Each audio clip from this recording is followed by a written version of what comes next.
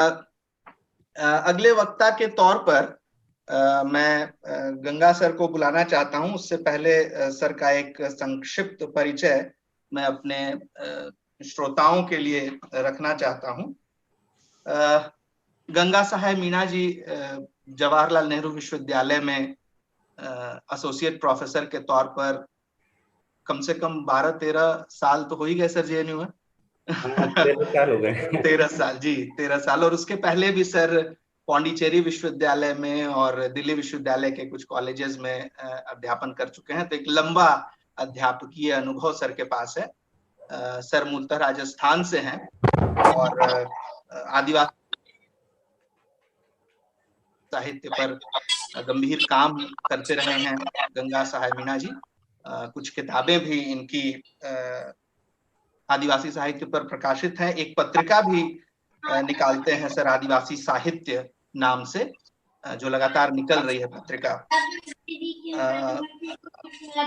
अपने समय के सवालों पर राजनीतिक और साहित्यिक और खास तौर से आदिवासी समाज और आदिवासी अस्मिता से जुड़े सवालों पर काफी मुखर रहते हैं सर। फेसबुक पर आप इनकी टिप्पणियों से इनकी सक्रियता का भी अंदाजा लगा सकते हैं। तो एक गंभीर शोधकर्ता और एक गंभीर अध्यापक के तौर पर इनकी पहचान है जवाहरलाल नेहरू विश्वविद्यालय में। हमारे सीनियर रहे हैं। मुझे लगता है 2004 में मैं जब वहां गया था सर, हम लोगों से 3 साल या 4 साल सीनियर हैं। मैं बहुत ही आदर और सम्मान के साथ डॉक्टर गंगा साहेब मीणा जी को आमंत्रित करता हूं कि वो इस मंच पर आए और आज के हमारे इस कार्यक्रम में अपना वक्तव्य प्रस्तुत करें। सर जी, मंच पे आ गया हूँ।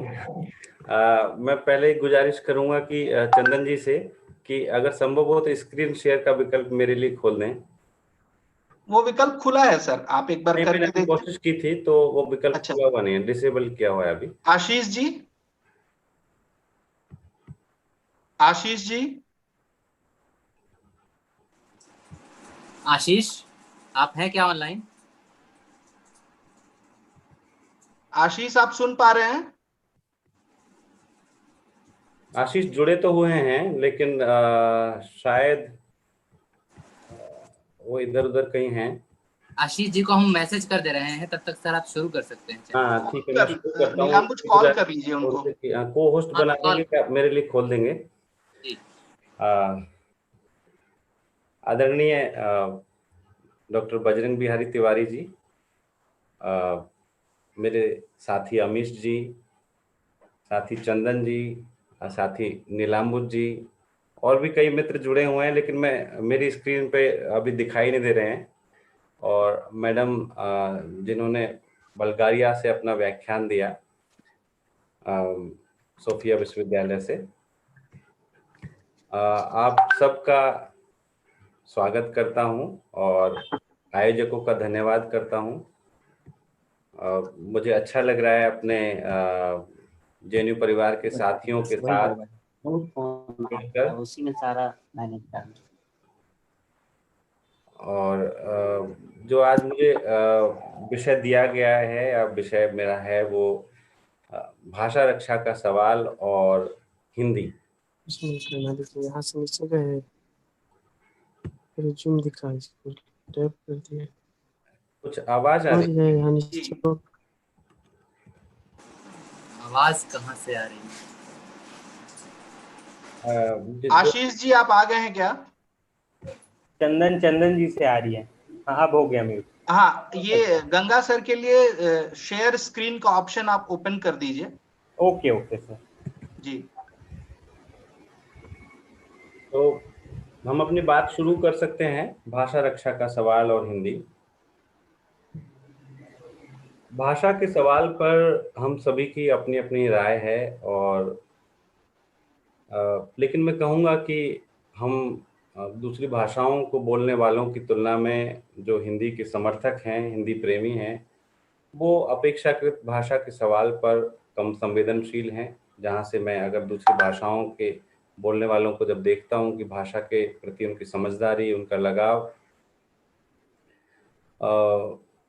भाषा पर क्या हम यहाँ से सोचना शुरू कर सकते हैं कि भाषा पर किसका अधिकार ज़्यादा है, उसके असंख्य उपयोगकर्ताओं का या उसके विशेषज्ञों का? क्योंकि ज़्यादातर जब भाषा के बारे में राय आती है तो विशेषज्ञों की राय आती है, भाषा के अध्यापकों या भाषा के अधिकारियों की राय आती है, भाषा के शोधार्थियों की राय आती है, लेकिन भाषा के आम उपयोगकर्ताओं की हिंदी के संदर्भ में राय जनरली नहीं आ पाती, सामान्य तौर पे नहीं आ पाती।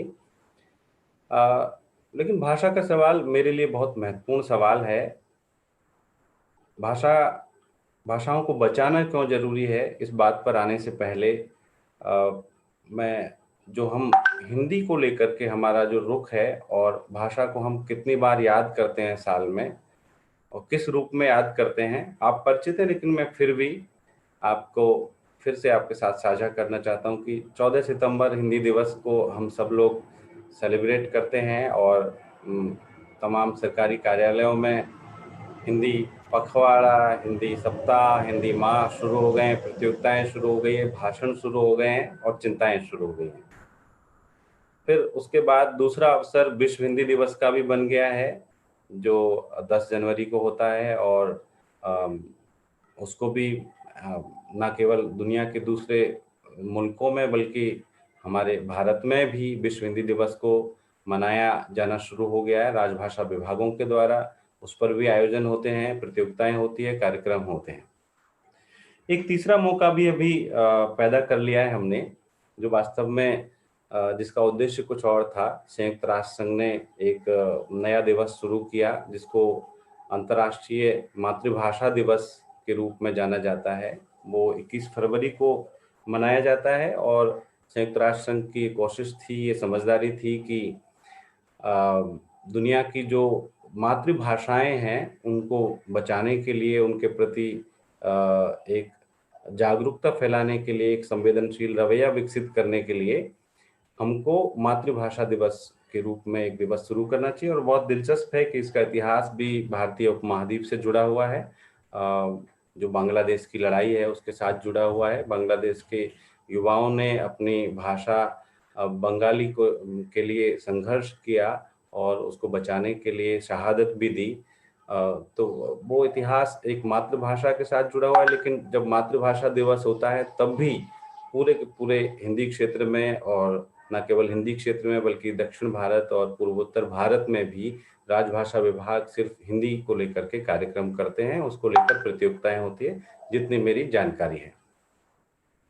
और इन सभी मौकों पर, चाहे वो हिंदी दिवस है, विश्व हिंदी दिवस है या अंतर्राष्ट्रीय मातृभाषा दिवस है, इन सभी मौकों पर ऐसा प्रतीत होता है उन कार्यक्रमों में जाकर, उनका हिस्सा बन करके कि जो सरकारी कार्यक्रम होते हैं कि वहाँ पर ज़्यादातर लोग हिंदी को लेकर एक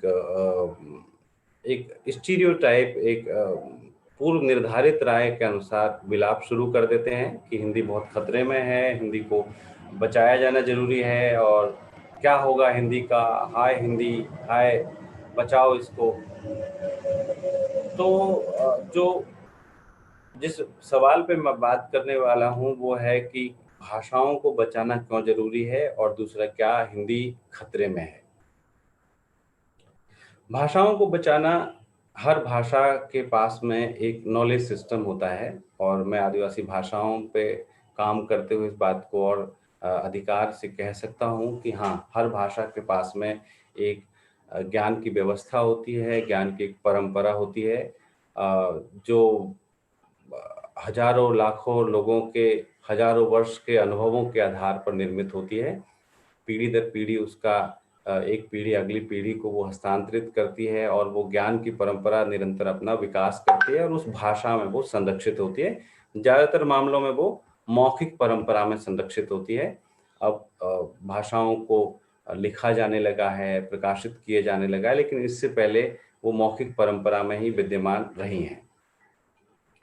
तो आप जैसे एक भाषा का महत्व उस तरह से है जैसे आप अपने पुरखे से किसी से बात करिए, और ये भी एक मेरे लिए बहुत ही दुखद है लेकिन एक व्यक्तिगत अनुभव है कि जैसे मेरे माँ और पिता दोनों नहीं है। मैं अपने माँ और पिता के माध्यम से जिन चीज़ों के बारे में जान सकता था वो अब नहीं है, चूँकि अब मेरे पास छोटे बच्चे हैं, मैं जानना चाहता था कि मैं इतना छोटा था तो मैं क्या करता था, लेकिन मेरे पास जानने का स्रोत दूसरे बुजुर्ग हैं, लेकिन मेरे माँ पिता नहीं है, तो मैं नहीं जान सकता कि मैं अपने बचपन में क्या करता था। मेरे माँ पिता होते तो वो मेरे बारे में बताते, दूसरे बच्चों के बारे में बताते, उनको भी उनके बचपन के बारे में, उनके जीवन के बारे में, उससे पहले के लोगों के बारे में, पुरखों से बहुत सीखने को मिला होगा।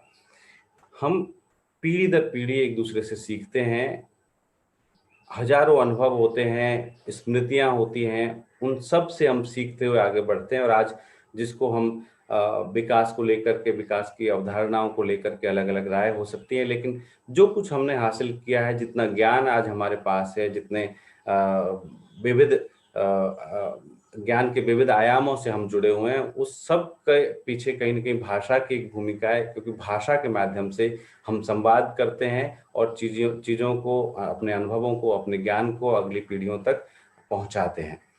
तो एक भाषा का मरना, क्योंकि भाषा को बचाने की बात कर रहे हैं तो उसके निश्चित तौर पर कुछ भाषाओं खतरा है, तो एक भाषा को खतरा होना या एक भाषा का मरना उस पूरी ज्ञान परंपरा का, उन स्मृतियों का मर जाना है जिसमें वो ज्ञान संरक्षित है। और हर भाषा का मैं ये कहूँगा कि हम लोग सामान्य तौर पे हम कहते हैं कि यूनिटी इन डाइवर्सिटी, और या विविधता में एकता, ऐसी बात करते हैं, भारतीय संस्कृति की बात करते हैं। लेकिन मैं आपको ये भी बात शेयर करना चाहता हूँ कि भारत सिर्फ एक भाषा या एक संस्कृति का देश नहीं है। यहाँ पर 700 से ज़्यादा जीवित भाषाएं हैं और यहाँ पर सैकड़ों संस्कृतियों के लोग रहते हैं, इसलिए भारतीय संस्कृति जैसी कोई चीज़ नहीं है।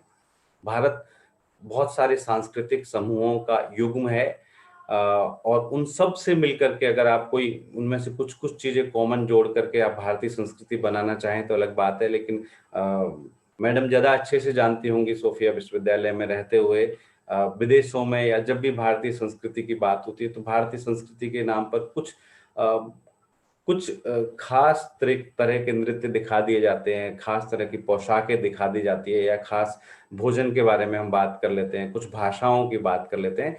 लेकिन भारतीय संस्कृति इससे बहुत व्यापक चीज है और मेरा कंसर्न उस सब कुछ को बचाना है, क्योंकि एक छोटी भाषा जैसे लोकतंत्र को आज हम जो भी प्रोग्रेसिव लोग हैं वो समझते हैं कि हम लोकतंत्र को समावेशी बनाना चाहते हैं, इंक्लूसिव बनाना चाहते हैं।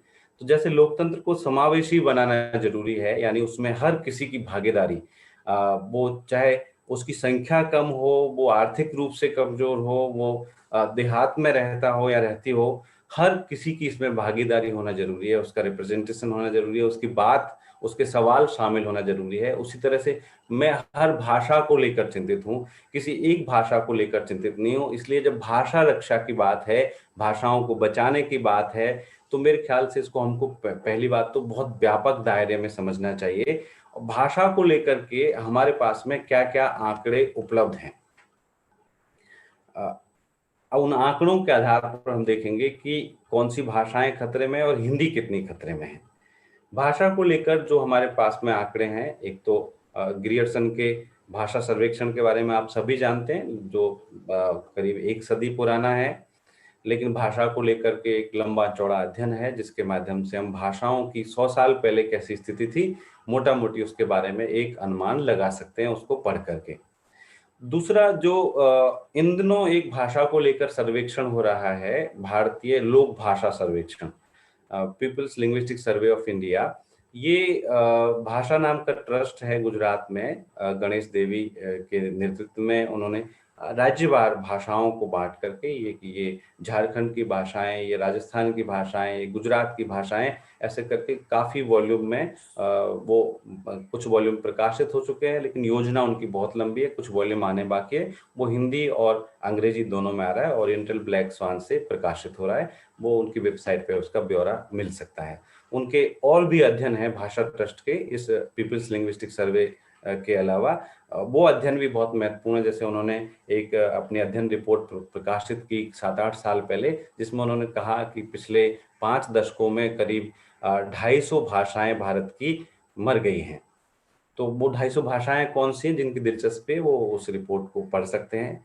भाषा को लेकर के तीसरा जो आंकड़ा हमारे पास मौजूद है वो सेंसस ऑफ इंडिया का आंकड़ा है, जो मैं आपके साथ शेयर करूंगा, जिसके लिए मैंने स्क्रीन शेयरिंग के लिए आपसे रिक्वेस्ट की। वो सेंसस ऑफ इंडिया के आंकड़े खासतौर पर अलाउ कर दिया हूँ सर। हाँ ठीक है, खासतौर पर 1971 से लेकर के अब तक के आंकड़े मौजूद है। और जब नया आंकड़ा आता है, जैसे 2001 का आया, फिर 2011 का आया, तो उसमें पिछले दशकों की वृद्धि दर भी उसमें शामिल होती है कि 1971 से 81 तक कितनी वृद्धि दर थी, किस भाषा की, कितने बोलने वाले थे, अब कितने हो गए हैं। और फिर 81 से 91 तक क्या स्थिति थी, 91 से 2001 तक क्या स्थिति थी, और 2001 से 2011 के बीच में जो शेड्यूल लैंग्वेजेस है और जो नॉन शेड्यूल लैंग्वेजेस है, ये जो, क्योंकि बहुत सारे लोग तो भाषाओं को सिर्फ यहाँ तक जानते हैं, प्रतियोगी परीक्षाओं की तैयारी करने वाले, कि इस देश में 22 भाषाएं हैं, क्योंकि वो 8वीं अनुसूची में शामिल है। लेकिन इस देश में 700 से ज्यादा जीवित भाषाएं हैं। और मैं जब भाषाएं कह रहा हूं तो पूरी तरह सोच समझ करके कह रहा हूं। मैं इसमें ना उनको लोक भाषा कह रहा, ना मैं उनको उपभाषा कह रहा, ना मैं उनको बोली कह रहा। वो सब लिंग्विस्टिकली, भाषा वैज्ञानिक आधार पर भाषाएं हैं। और उन सब भाषाओं का मेरे लिए तो उतना इम्पोर्टेंस है जितना हिंदी का या अंग्रेजी का या संस्कृत का है, जितना कि देश की हर भाषा का उतना महत्व है।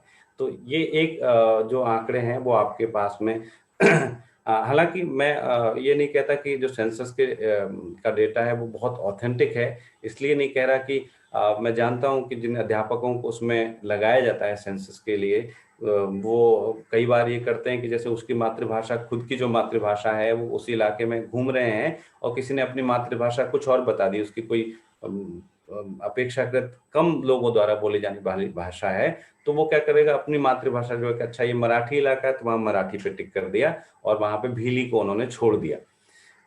या वो किसी ब्रज इलाके में अगर कोई अपनी ब्रज इलाके में अगर कोई सेंसस का डेटा इकट्ठा कर रहा है, तो वो क्या करेगा, ब्रज भाषियों को भी वो हिंदी में टिक कर देगा, या किसी वो और भाषा में भी, संस्कृत में भी, अगर संस्कृत से उसका प्रेम है तो कई बार ऐसा भी होता है। लेकिन मोटे तौर पर जो हमारे पास साक्ष्य मौजूद है, जब तक उस तरह का ग्रियर्सन जैसा लिंग्विस्टिक सर्वे नहीं होता, कोई बहुत माइक्रो स्टडी नहीं होती, तब तक हम सेंसस के डेटा पे एक हद तक भरोसा कर सकते हैं। इसके अलावा जो भाषा को लेकर के एक डेटा यूनेस्को का है, यूनेस्को ने एक इंटरेक्टिव एटलस बनाया हुआ है। वो पूरी दुनिया की भाषाओं के बारे में, दुनिया की जो करीब 7000 भाषाएं हैं उनको लेकर के उसमें एक इंटरेक्टिव एटलस है, और वो उसका नाम रखा गया है interactive Atlas of endangered languages, यानी जो खतरे वाली भाषाएं। चूंकि हम हिंदी को खतरे में दिखाते हैं और बहुत खतरे की बात करते हैं, और भाषाओं को लेकर निश्चित तौर पर चिंतित होना चाहिए कि हाँ कुछ भाषाएं खतरे में हैं, तो उनको हम कैसे बचा सकते हैं। तो सबसे पहले हमको ये जानकारी होनी चाहिए कि भाषाएं खतरे में कैसे आती हैं और कौन सी भाषाएं खतरे में हैं। तो उसमें यूनेस्को ने जो खतरे वाली भाषाएं हैं उनको 5 श्रेणियों में बांटा हुआ है। मैं आपको अब मैं स्क्रीन शेयरिंग का इस्तेमाल करके वो दिखाना चाहता हूं।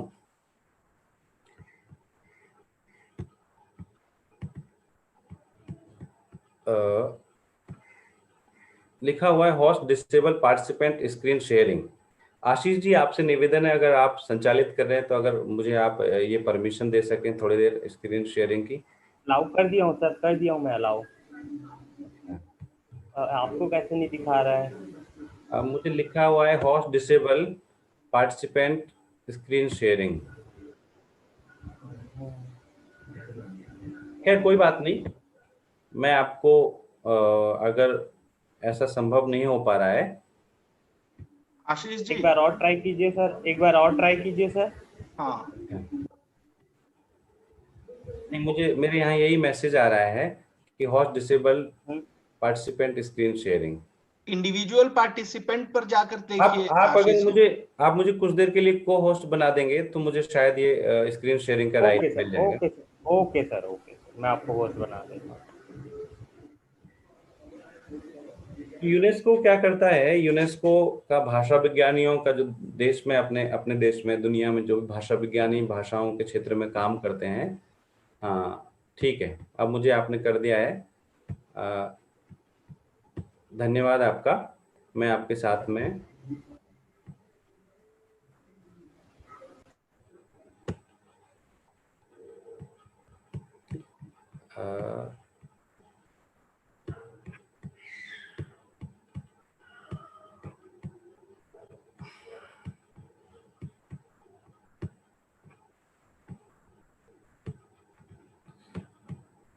कोई ऐसी चीज नहीं है, आप सब लोग वहां से आराम से देख सकते हैं, लेकिन मैंने फिर भी आप मेरी स्क्रीन शायद देख पा रहे हैं आप। मैंने अभी यस सर, यस सर, ये यस सर। गूगल में सर्च किया है, UNESCO interactive Atlas of indigenous languages. मैंने आपके सामने इसको खोल रहा हूँ। ये इंटरैक्टिव एटलस है। इसमें आप किसी देश की, जैसे आप मान लीजिए अफगानिस्तान की कौन सी भाषाएं खतरे में हैं, और फिर उनकी 5 श्रेणियां इन्होंने बनाई है। Vulnerable, definitely endangered, severally endangered, critically endangered और एक्सटिंक्ट। जैसे आप ये भाषाएं आप उनकी जानना चाहते हैं तो 22 भाषाएं इसमें इस श्रेणी में हैं, और ये 22 भाषाओं के नाम मैप में आपको आ जाएंगे। इस तरह से ये 5 श्रेणियां जो हैं, ऐसे भारत की, अगर भारत में आप जाएंगे तो भारत की इस वक्त 197 भाषाएं इस खतरे की स्थिति में हैं। तो मैं आपको, ये भारत की स्थिति है, और कुछ मैप उस ढंग से काम नहीं कर रहा है। जैसे भारत, हाँ अब ठीक है। तो ये भारत की, अगर आप, मैंने एक श्रेणी डाली, अगर ये सारी श्रेणियों को आप जोड़ेंगे तो ये सारी श्रेणियां हैं 197 भाषाएं। ये भाषाओं को कहाँ पर कौन सी भाषा खतरे में है मैप में दिखाया गया है, उनके नाम यहाँ पर आप देख सकते हैं। ये सब नाम हैं। अब आप पूछेंगे कि ये भाषाएं खतरे में है कि नहीं, ये पता कैसे चलता है। मैं जल्दी से अपनी बात कह देता हूँ क्योंकि इसमें टाइम चला जाएगा। अभी मैं इसको रोक दे रहा हूँ स्क्रीन शेयरिंग को, आप चाहें तो ये अपने से फिर बाद में देख लीजिएगा। मैं एक बार और स्क्रीन शेयरिंग का इस्तेमाल करूँगा। बता दीजिएगा सर, बता दीजिएगा मुझे। मैं होस्ट हटा देता हूँ सर, वरना सभी के सभी लेफ्ट हो जाएंगे। अच्छा ठीक। मैं अपने आप को होस्ट बना देता हूँ। ठीक। तो जो भाषा विज्ञानी क्या करते हैं कि कोई भाषा सर जैसे कुछ आधार उन्होंने बना लिए हैं, जैसे कोई पिछली, हाँ सर आप मुझे होस्ट फिर से दे दीजिए। अच्छा, मुझे क्या करना होगा इसके लिए? मेरे आशीष पे जाइए, आशीष पे ना मोर ऑप्शन आ रहा होगा, उस पर क्लिक कीजिए और मेक एडमिन दे दीजिए। अरे आपने मुझे पूरा होस्ट बना दिया, आधा ही बना देते, आपको होस्ट बना देते हैं। नहीं सर, वो परमिशन नहीं दे पा रहा था ना, इसीलिए।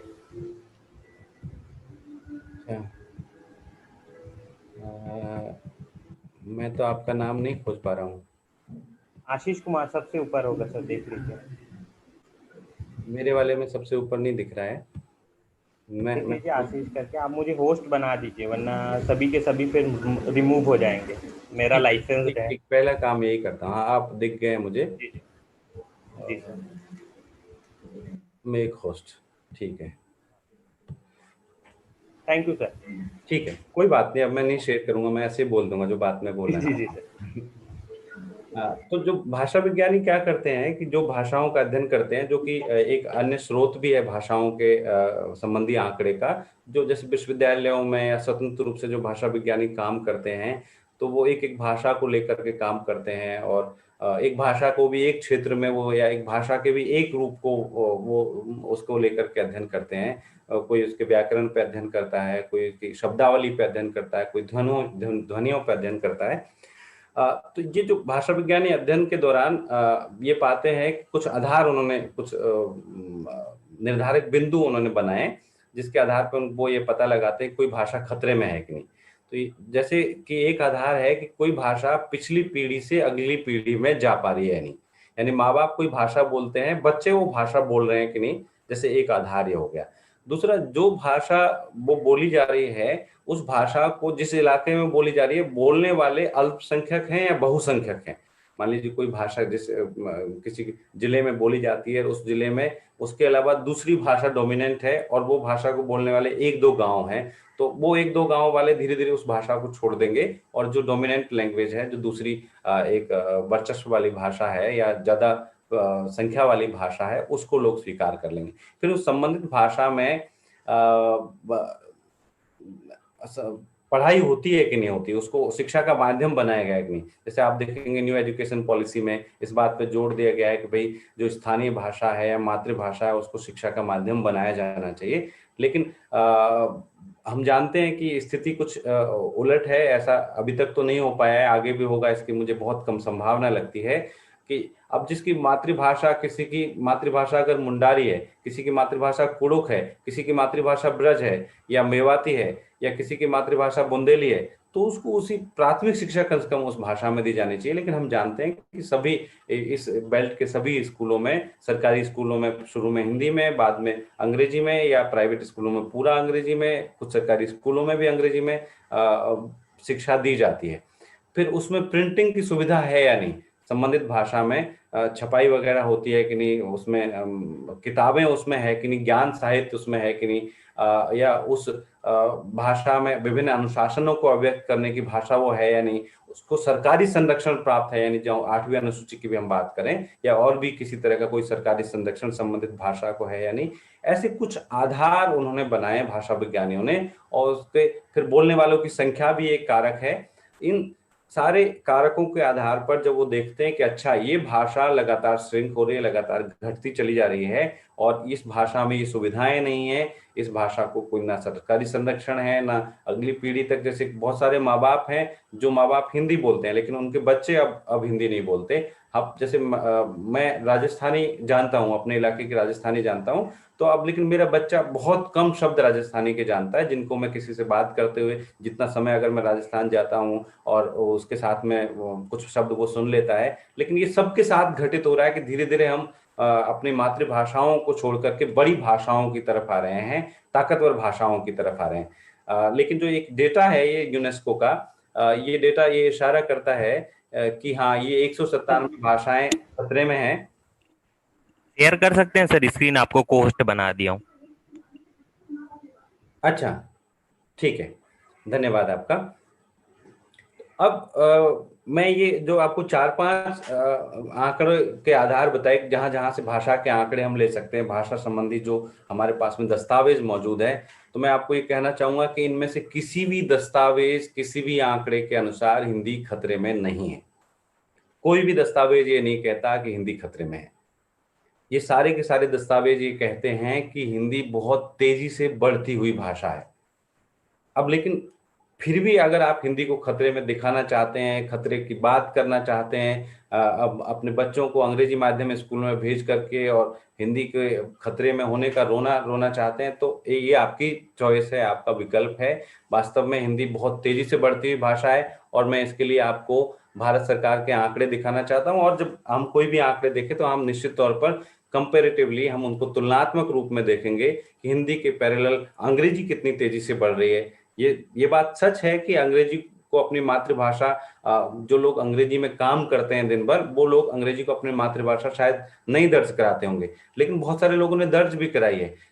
तो उस स्थिति में आप देखें जो शेड्यूल लैंग्वेजेस हैं और नॉन शेड्यूल लैंग्वेजेस हैं, यानी जो 8वीं अनुसूची में शामिल भाषाएं हैं और जो शामिल नई भाषाएं हैं, उनका भी डेटा सिर्फ सेंसस ऑफ इंडिया में सिर्फ 100 भाषाओं के करीब का डेटा है, बाकी का नहीं है। वो जो जिनको बोलने वाले बहुत कम हैं उनका डेटा वहां पे नहीं है। यूनेस्को ने 197 भारतीय भाषाओं को खतरे में बताया हुआ है, लेकिन जो हमारा सेंसस है वो 100 भाषाओं तक सीमित है, 100 भाषाओं से आगे नहीं जाता। तो इन्होंने मुझे अगर परमिशन दे दी है तो मैं एक बार फिर से आपको और इसका डिटेल में मैं ये शेयर कर रहा हूं। ये तो हो गया आपका यूनेस्को का डेटा था, ये सेंसस ऑफ इंडिया का डेटा है, जिसमें आप देखेंगे कि ये भाषाओं को बोलने की 2011 में स्थिति है कि कौन सी भाषा को कितने लोग बोलते हैं और उनका परसेंटेज ऑफ टोटल पॉपुलेशन, उसको बोलने वालों का कुल प्रतिशत कितना है जनसंख्या के हिसाब से। तो हिंदी बोलने वालों का कुल प्रतिशत 43.63% है। इसमें आप बाकी भाषाओं की भी स्थिति आप देख सकते हैं, क्या स्थिति है। ये सब शेड्यूल लैंग्वेजेस की सूची है। इसके बाद में आप देखिए कि ये दशकीय वृद्धि दर जो मैं आपको विशेष तौर पर दिखाना चाहता था, कोई भाषा खतरे में है या नहीं, तो एक संख्या के आधार पर भी हम देखते हैं कि भाषा खतरे में है। ये शेड्यूल लैंग्वेजेस की यानी 8वीं अनुसूची की भाषाओं की दशकीय वृद्धि दर है। तो आप देखें 1971 से लेकर के आप हिंदी की ये बोलने वालों का प्रतिशत है, माफ कीजिए कि टोटल पॉपुलेशन का बोलने वालों का प्रतिशत कितना है। तो हिंदी 1971 में 36.99% लोग बोलते थे, अब उन्होंने अपनी मातृभाषा के रूप में दर्ज कराया। 1981 में 38.74% लोगों ने दर्ज कराया। 1991 में 39.29% लोगों ने दर्ज कराया। 2001 में 41.03% लोगों ने दर्ज कराया और 2011 में 43.63% लोगों ने। और बाकी लोगों की संख्या भी आप देखें कि क्या किसी और भाषा की संख्या, बोलने वालों की संख्या इस तरह से बढ़ रही है। इसके बाद बंगाली, मराठी, तेलुगु, तमिल सबके आंकड़े आपके सामने हैं और उनको आप हिंदी से तुलना करके आप देखें। इसके बाद मैं आगे बढ़ना चाहूंगा।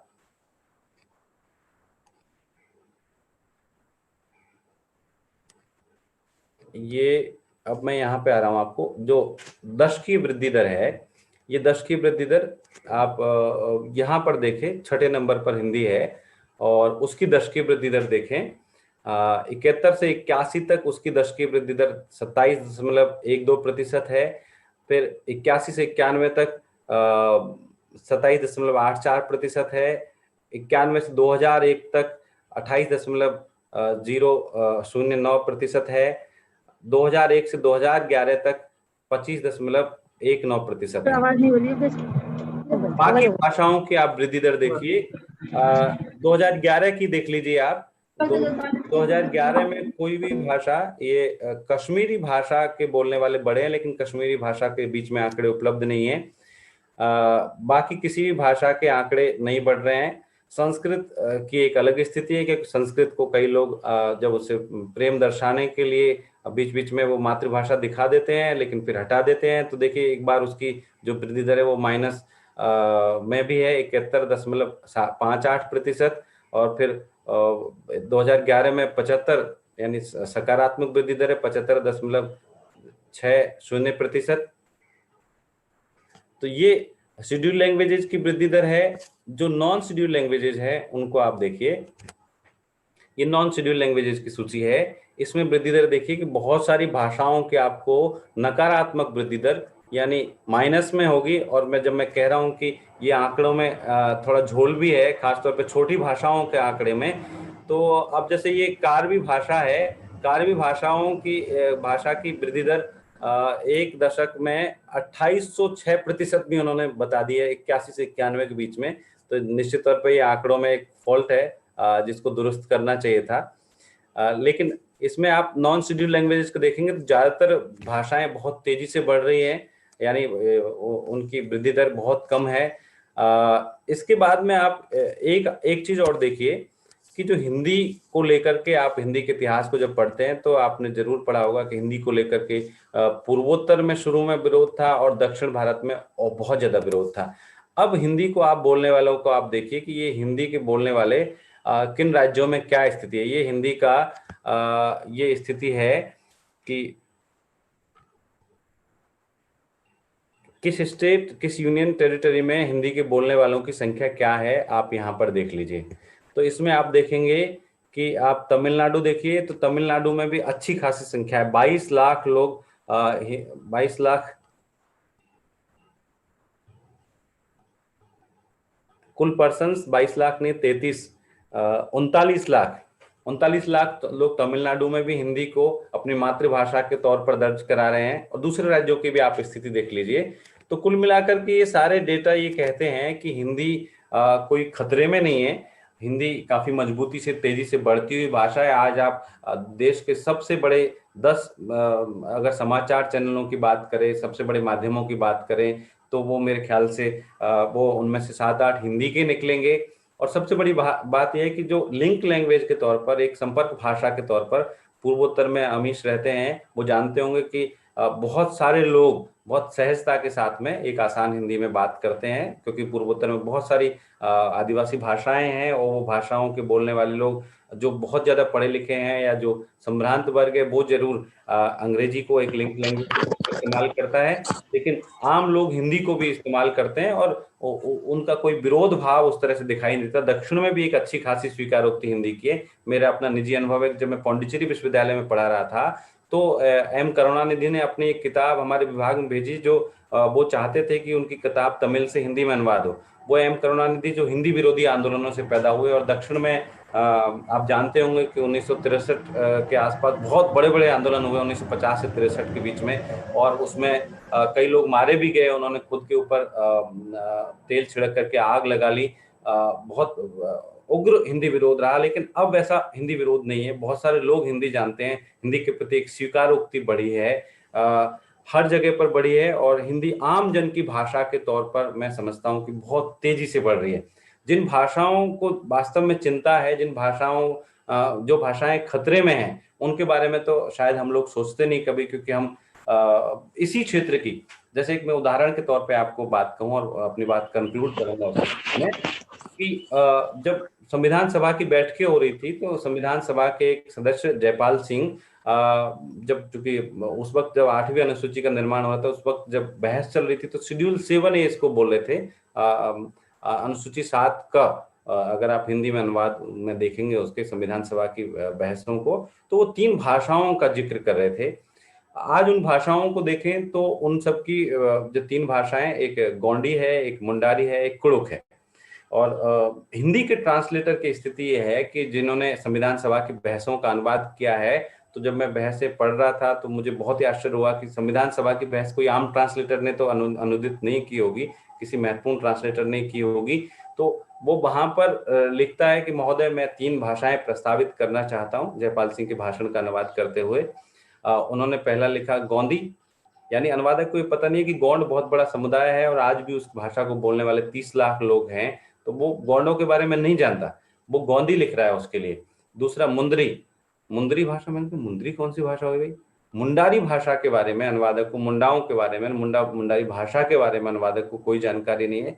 ये हमारा भाषाओं को लेकर एक संवेदनशीलता का एक आप स्तर देख सकते हैं कि क्या स्तर है, कैसे हम भाषाओं को किस रूप में देखते हैं। तो मेरे ख्याल से जैसे समावेशी लोकतंत्र की आज आवश्यकता है, तो भाषाओं को लेकर के भी एक समावेशी दृष्टिकोण की आवश्यकता है, क्योंकि सभी भाषाओं को बचाए जाने की जरूरत है। निश्चित तौर पर जो बड़ी भाषाएं हैं वो और ताकतवर बन रही हैं, और एक समय बाद में जब ये सिलसिला चलता रहा, आज हिंदी कोई खतरे में नहीं है, निकट भविष्य में भी खतरे में नहीं, लेकिन आज से 50 साल बाद जो दुनिया की शायद बहुत कम भाषाएं बचेंगी, तो मुमकिन है कि हिंदी को भी एक खतरा पैदा हो। लेकिन हिंदी चूंकि बहुत बड़े जन समुदाय की भाषा है, आम लोगों की भाषा है, खरीदारों की भाषा है, इसलिए, और पूंजीवाद का तो एक ही नियम है, जिसमें खरीदार होंगे उस हर चीज को वो बचाएगा।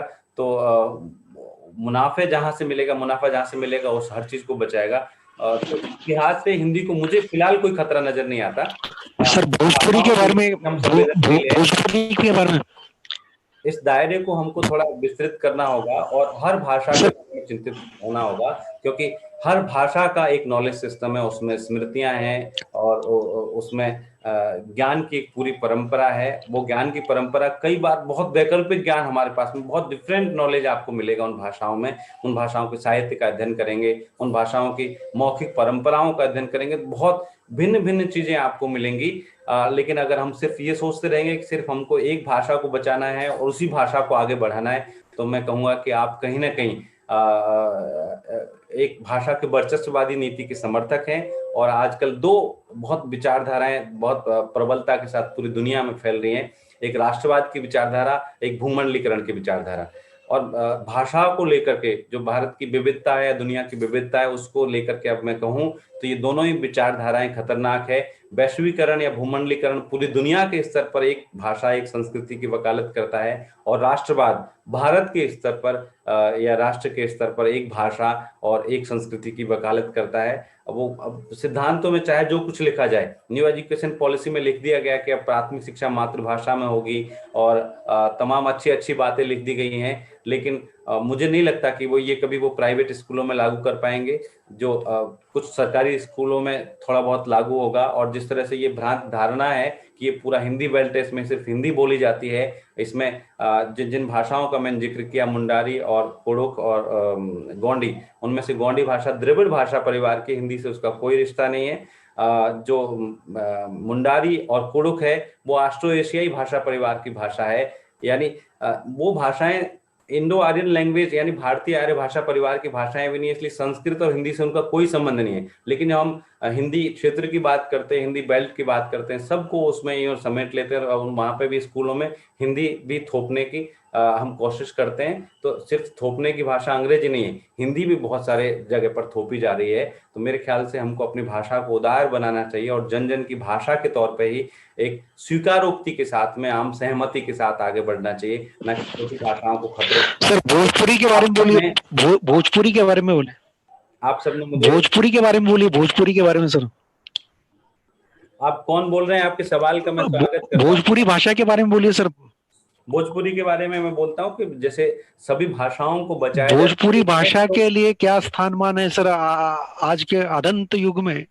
नई शिक्षा के नीति के अंतर्गत भोजपुरी के लिए क्या माध्यम के तौर पर उसे स्वीकार किया जाएगा? राजस्थान में राजस्थानी किसी भाषा, मैं दिलीप हुसैनी कामले बोल रहा हूँ सर। दिलीप कामले जी, दिलीप हुसैनी कामले सर। हाँ, दिलीप हुसैनी कामले जी। यानी कि भोजपुरी जो ये है ना सर भाषा। दिलीप जी, आपने अपना सवाल रख दिया है, अब गंगा प्रसाद जी को रिस्पॉन्ड करने दीजिए।